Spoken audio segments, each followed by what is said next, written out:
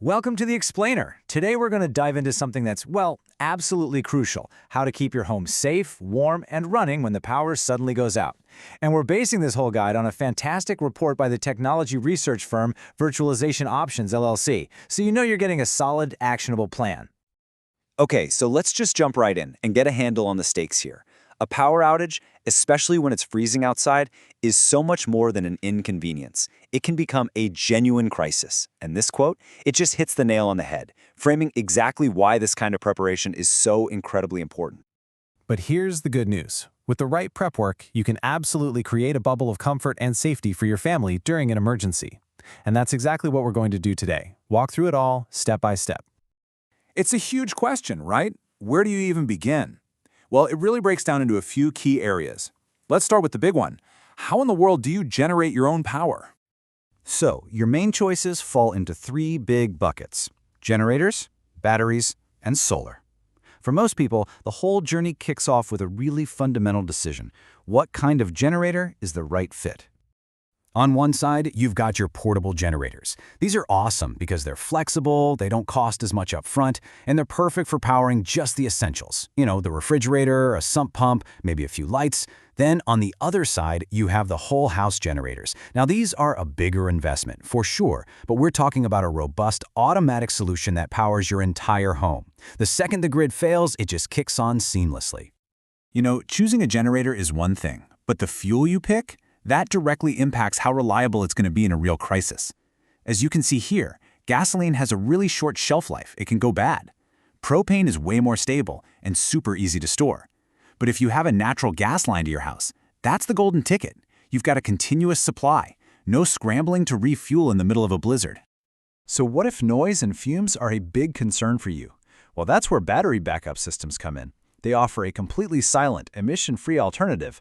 They're perfect for powering sensitive electronics like your computer. The only catch, the big trade-off, is runtime. It's totally limited by how much juice you can store in that battery. Now, our third option, solar generators, kind of solves that runtime problem we just talked about.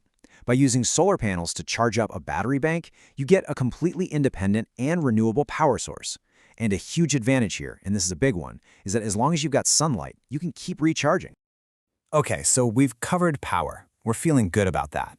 But in a winter storm, staying warm is just as critical, if not more so. Let's look at your heating options. When it comes to heat, you have several plays in your playbook to keep a safe zone in your house warm. Portable electric heaters can work great if your generator's running. A fireplace, an excellent non-electric source. Propane or kerosene heaters are also really powerful, and I want to stop here for a second. Any heater that burns fuel requires proper ventilation. This is absolutely non-negotiable for preventing deadly carbon monoxide buildup. Look, choosing your system is just the first step. Using it safely is the most critical part of any emergency plan, and we really can't emphasize this enough. These 4 steps, they're non-negotiable. Your generator needs to be at least 20 feet away from your home to avoid carbon monoxide. Number 2, never ever backfeed by plugging it into a wall outlet. That's incredibly dangerous for utility workers. Third, always refuel when the engine is completely off and cool to the touch. And finally, use the right heavy-duty extension cords built for the outdoors. This brings us to a critical piece of gear for a safe installation. An automatic transfer switch is basically the grain of your whole system. It is the only safe, code-compliant way to connect a generator to your home's wiring, and it ensures a totally seamless and, most importantly, safe transition from grid power to your backup power. Sizing your system correctly is so crucial. First, you need to calculate the total wattage of all the essential things you want to run. We're talking your fridge, furnace, a well pump.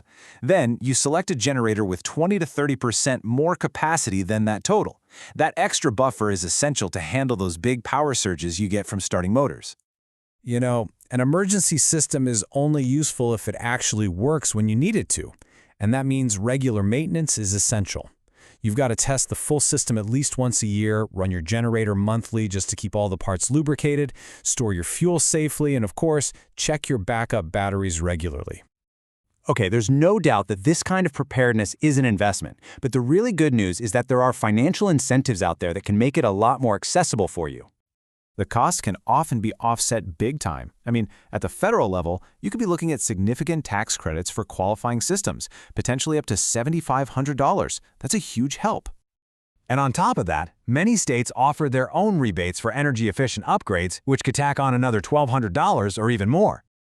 And finally, don't forget to check with your local utility provider. They often have their own programs that could end up saving you hundreds more. It's totally worth a phone call. We have covered a lot of ground, from power sources to safety and budgeting. So let's just distill all of this down into a really clear, actionable plan that you can use. Here it is, your game plan. First, assess your home's unique needs. Second, choose the backup solutions that are truly right for you. Third, prioritize safety in absolutely everything from installation to maintenance. And finally, create a budget and then go research all those financial incentives. Following these steps moves you from just worrying about an outage to having a concrete plan to weather any storm. And that's really the bottom line, isn't it? Taking action now, before an emergency hits, gives you that incredible peace of mind that comes from knowing you are prepared for the unexpected.